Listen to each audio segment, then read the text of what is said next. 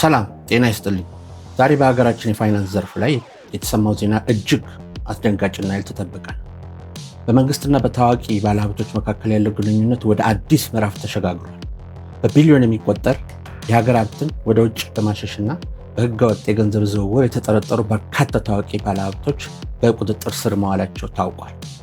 ከ300 በላይ የባንክ አካውንቶች እንዲታገዱ የተደረገ ሲሆን የፋይናንስ ደህንነትም አገልግሎት ከ6000 በላይ አጠራጣሪ ግብይቶችን እየመረመረ መሆኑን ገልጿል። መንግስት በዚህ በማያዳግም እርምጃ ውስጥ እነማንን በቁጥጥር ስር አዋለ? ብሔራዊ ባንክስ ፈቃድ ያላቸው 23 ድርጅቶች እነማን ናቸው አለ?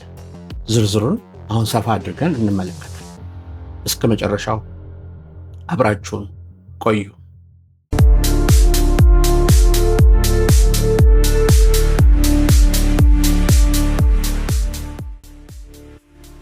ባለፉት ጥቂት ቀናት ውስጥ መንግስት በህገወጥ የፋይናንስ እንቅስቃሴዎች ላይ የጀመረው አሰሳ ወደ ተግባር ተተርጉሟል። በውጭ ምንዛሬ፣ ጥቁር ገበያና ሀብትን ወደ ውጭ ሀገር ባንኮች በማሸሽ የተጠረጠሩ በርካታ ባለሀብቶች በቁጥጥር ስር መዋላቸው ምንጮቻችን አረጋግጠዋል። የኢኮኖሚ ባለሙያዎች መንግስት በቂ እርምጃ አልወሰደም ብለው ሲተቹ በቆዩበት በዚህ ወቅት ይህ እርምጃ መምጣቱ ለብዙዎች ሰበር ዜና ሆኗል። እነዚህ ባለሀብቶች ሀገሪቱ ለልማትና ለሸቀጦች ግዢ የሚያወሉትን የውጭ ምንዛሬ በማሳጣት የባንክ ስርዓቶችን በመጣስና ከፍተኛ ገንዘብ ከኢኮኖሚ ውስጥ እንዲወጣ በማድረግ ተጠርጥረዋል። ምንም እንኳ መንግስት እስካሁን የተያዙትን ግለሰቦች ስም ዝርዝር በይፋ ባይገልጽም እስሩ ትላልቅ የመንግስት ፕሮጀክቶችን ለማስተጓጎልና ህዝብ በመንግስት ላይ ቅሬታ እንዲያድርበት በሚሰሩ የኢኮኖሚ አሻጥር ተዋናዮች ላይ ያነጣጠረ መሆኑ ታውቋል።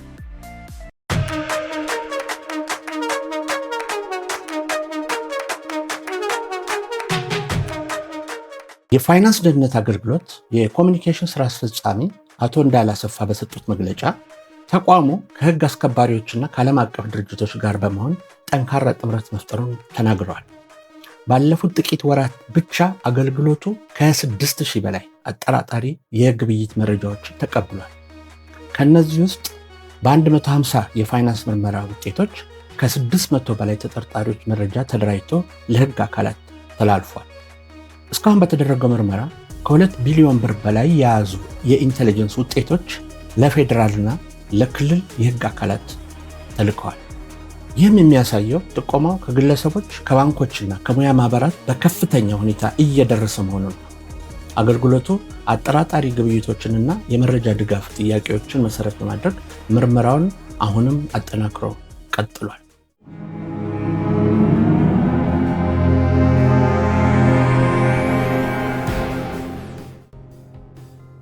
በሌላ በኩል ደግሞ የኢትዮጵያ ብሔራዊ ባንክ በህገወጥ የገንዘብ ዝውውር ወይም ሐዋላ ላይ የተሰማሩ አካላት ላይ የማያዳግም እርምጃ እንደሚወስድም አስጠንቅቋል።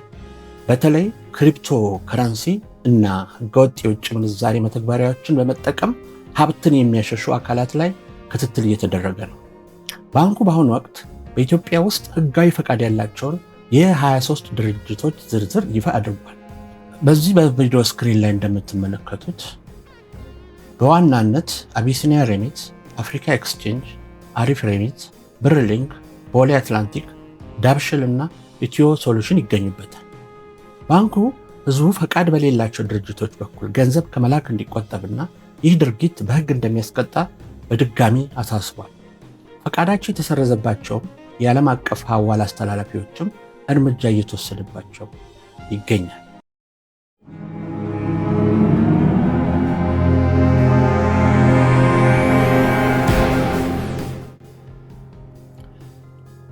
ክቡራትና ክቡራን ቤተሰቦቻችን፣ ይህ የመንግስት እርምጃ በሀገሪቱ ኢኮኖሚ ላይ ምን አይነት ለውጥ ያመጣል? የውጭ ምንዛሬ እጥረቱንስ ይቀርፈዋል ወይስ ባለሀብቶች ላይ ፍርሃትን ይፈጥራል? እናንተ በዚህ ዙሪያ ምን ትላላችሁ? አስተያየታችሁን በኮሜንት መስጫው ላይ አጋሩን።